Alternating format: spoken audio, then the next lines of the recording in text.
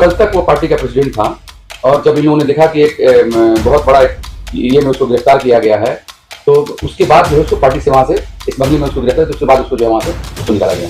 ये वैसे ही लोगों को पसंद करते हैं जो इन कामों में लिप्त। आज मेयर बोल रहे हैं कि पार्टी से निकाल दिया गया है और भी उसके ऊपर बहुत अभियोग है, तो पहले क्यों नहीं निकाला गया? कहाँ कागज दिखाइए, आप कब निकाले उसको पार्टी से? और वो पार्टी का एक बहुत बड़ा फंड रेजर है, पैसा उठाता है, उगाही करता है, पैसा उठा के जो है वो सांसद सुदीप बंदोपाध्याय हो, विधायक हो और जो भी लोग हैं उनके यहाँ पैसा पहुंचता है, इसलिए उसको पार्टी से निकाला गया।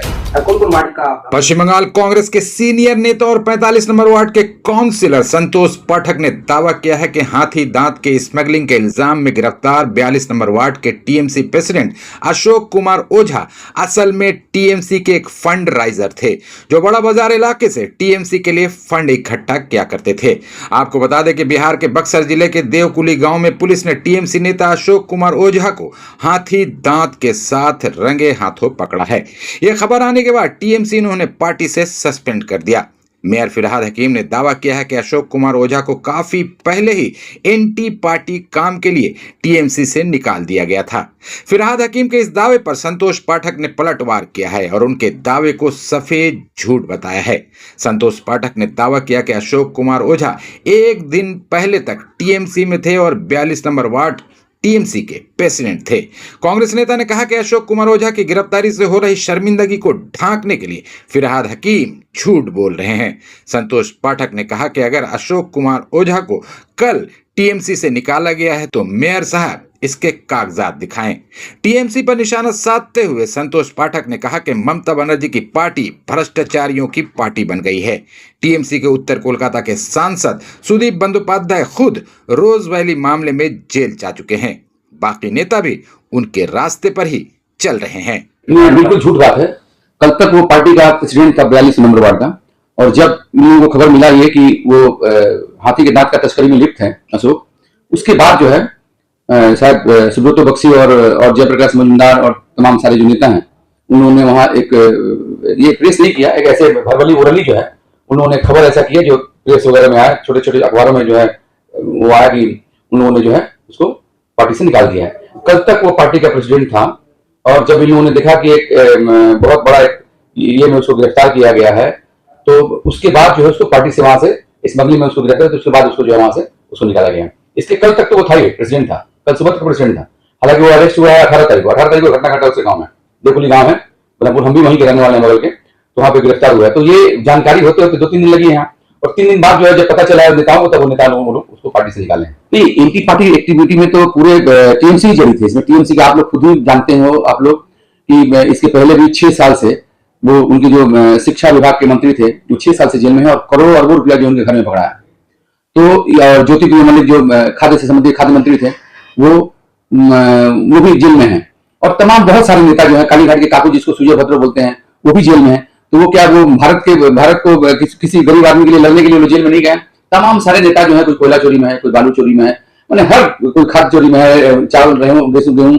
उसके बाद बहुत लोगों ने जो लड़के, आप सोच लो कि हम तो उनके प्रति बहुत ये हैं कि कैसे कैसे खेत बेच करके पैसा जुगाड़ करके नेताओं को पैसा देते हैं, और उसके बाद हाईकोर्ट उस पर बैंड भी कर दिया उनकी नौकरियों पे। शिक्षा विभाग के जो पार्थो चटर्जी थे, तो ये सारे लोग जो हैं ये गंदी ये हरकतों में लिप्त थे।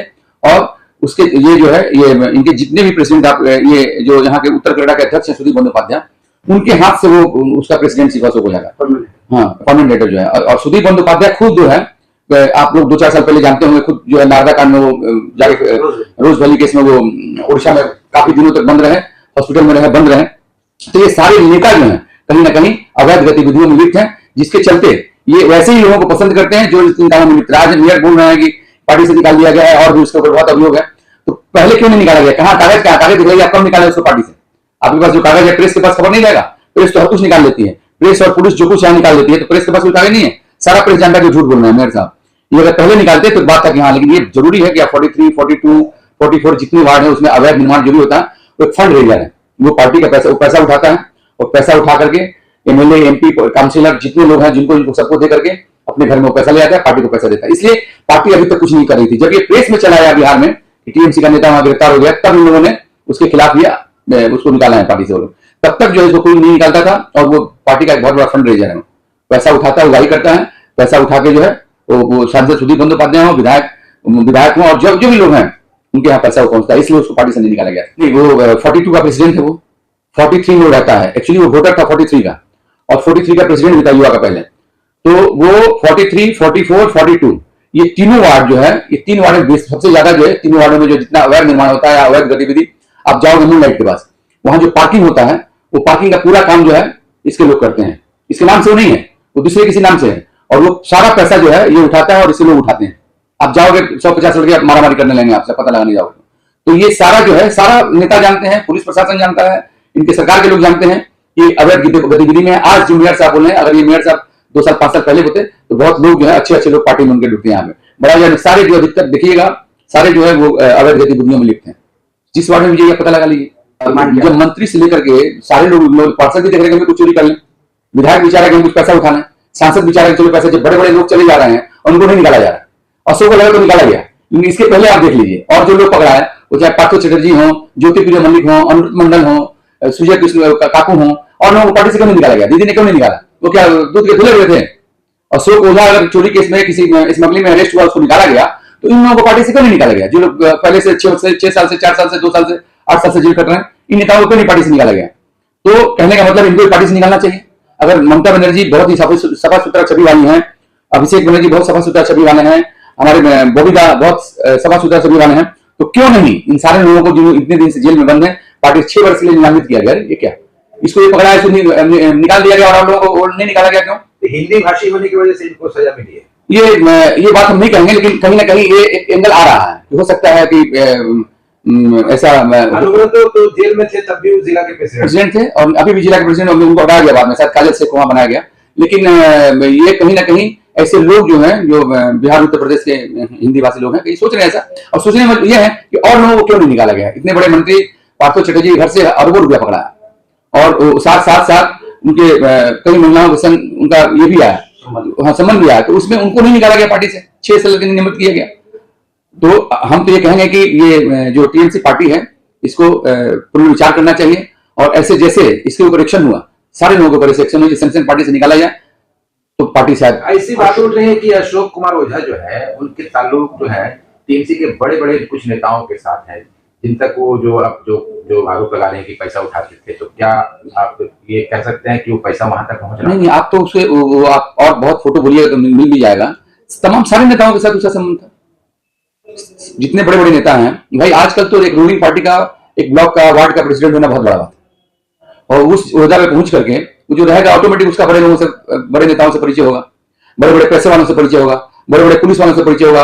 ये तो एक लाइन सेटर था, ये थाना में जाकर के थाना इंचार्ज से, डीसी से, लोगों का किसी का पैसा बाकी है, किसी का कुछ बाकी है, मिला करके दोनों का पैसा निकलवाना, पुलिस को सीटिंग करना, वो पैसा नेता लोगों को पहुंचाना, बहुत सारा काम था, बहुत सारा काम। ये अगला जब से टीएमसी आई है, उसका पॉलिटिकल करियर उतना ही दिन का है, जब से सरकार है, उसी सरकार के बीच में जो है वो अपना ये 11 साल 14 साल जो भी हुआ टीएमसी का, उसी सरकार वो आगे बढ़ा है उसमें, और वो तमाम सारा। और ये जो हाथी तक पकड़ा है, 40 किलो पकड़ा है, तो शुरू किया हुआ 2 किलो 4 किलो से, या और पहले तो करता होगा ना, तब जाकर के ये पकड़ाया है। कैसे पता कि हाँ उसे घर में हाथी का दांत है? लोगों को कैसे पता चला, या प्रशासन को या वन विभाग को कैसे पता चला? और टीएमसी की वहां पहुंच गई थी, अगर टीएमसी सरकार वहां भी रहती, या कोई अलायंस की रहती, तो वहां जरूर जो है ये केस जो है रफा दफा हो गया रहता। वहां चूंकि सरकार रूलिंग पार्टी इनकी नहीं है, अलायंस में नहीं है, इसलिए वो सारा जो है वो सब सामने आया, सच जो है सामने आया। हम तो बराबर देखिए प्रतिवाद किए हैं, लेकिन अब यह है प्रतिवाद करने का ये है कि ये लोग सारे तरफ से, आपने मेरे चुनाव में भी देखा किस ढंग से कोई भी काम, एक साधारण लड़का, अच्छा लड़का कोई अगर पार्किंग कर रहा है तो कांग्रेस का कर रहा है, तो क्यों कर रहा है? तो टीएमसी को क्यों नहीं दिया जाएगा? प्रशासन अलग से लगता है, नेता लोग अलग से लगते हैं, और तमाम सारे। आप कितना आंदोलन कीजिएगा, क्या आंदोलन? इससे पहले आप लोग देखे रिजर्व बैंक में वहीं के लड़के जबरदस्ती गरीब महिलाओं के ऊपर उन लोग से पैसा लेना, अगर वो 500 कमा रही है तो उनसे 300 रुपया लेना, 200 रुपया लेना, हजारों की संख्या हमारे वार्ड में है। हम चाहते हमारे लड़के रहते, हम चाहते कि हमारे पैसा कमाते हैं हम लोग, लेकिन कभी भी गलत काम ऊपर वाले के ये सब नहीं किए, सब काम हमने प्रतिवाद किया, लेकिन प्रतिवाद का भी एक सीमा होता है कि ये लोग कब क्या कर। उसके बाद 3 केस मेरे ऊपर हुआ, रिजर्व बैंक में महिलाओं को मारा गया, पूरा से सब कुछ हुआ, मेरे ऊपर केस हुआ, हमारा कोई वहां गुनाह नहीं था वहां पे। तो आप हम प्रतिवाद करें फिर 10 केस खाना पड़ेगा। ये है हमारे कुछ कार्यकर्ता, एक लड़की का रेप ये झमेला हुआ था, वो गए थे ज्वाला साहब थाना में, उनको जबरदस्ती जो है उनके ऊपर उनको बंद किया गया, उनको केस दिया गया। तो आप क्या प्रतिवाद कीजिएगा? सबके माँ बाप भेज देंगे भाई चलो पार्टी बढ़िया पार्टी करेगा, पार्टी में जाके जेल कटेगा, मार खाएगा, तो फिर पार्टी कौन करने आएगा? क्या आंदोलन करिए? तो यहाँ तो आज का राजनीति इतना गंदा है कि वो बहुत नए लड़के आना ही नहीं चाहेंगे, राजनीति करना ही नहीं चाहेंगे। जो जिसका सरकार है उसमें चाहेंगे भाई चलो यहाँ चोरी चमारी करेंगे, पुलिस सेट रहेगा, सरकार सेट रहेगा, ठीक है, इसलिए लोग चाह रहे हैं कि टीएमसी में ज्यादा रहे, दूसरी पार्टी में डर से नहीं ये कर रहे हैं लोग। अब जबकि 42 वार्ड के जो तो ये कांग्रेस के लिए हम बराबर चाहेंगे, और चूंकि ये भी कांग्रेस का अलायंस है, कहीं ना कहीं अलायंस के चलते इस बार के चुनाव में कैंडिडेट नहीं दिया। सोनिया जी और राहुल जी यहाँ पे नहीं आए, प्रियंका जी नहीं आई। अगर शायद प्रियंका जी, राहुल जी, सोनिया जी अगर आई रहती तो कुछ यहाँ का नक्शा दूसरा होता। तो कहीं ना कहीं आला कमान जो है उसका भी कुछ निर्देश है, तो वहाँ मानना पड़ता है, चूंकि हम लोग बहुत सामान्य स्तर के नेता हैं। तो वहाँ 42 नंबर वार्ड की बात कर रहा हूँ। हाँ, तो वहाँ हाँ कांग्रेस पार्टी को हम बराबर चाहेंगे कि वहाँ पे मजबूत हो, और इस बार तो बहुत मजबूती से हम वहाँ पे चाहेंगे कि एक अच्छा कैंडिडेट वहाँ हुए और उसको टिकट दिया जाए और वो सीट कांग्रेस के पास आए। पहले कांग्रेस का सीट रहा हो, 85 में वहाँ कांग्रेस के लोग जीते थे, ओम प्रकाश पोद्दार जीते थे वहाँ पे, और उसके बाद से जो है आपसी कलह की वजह से वो सीट जो है चली गई थी।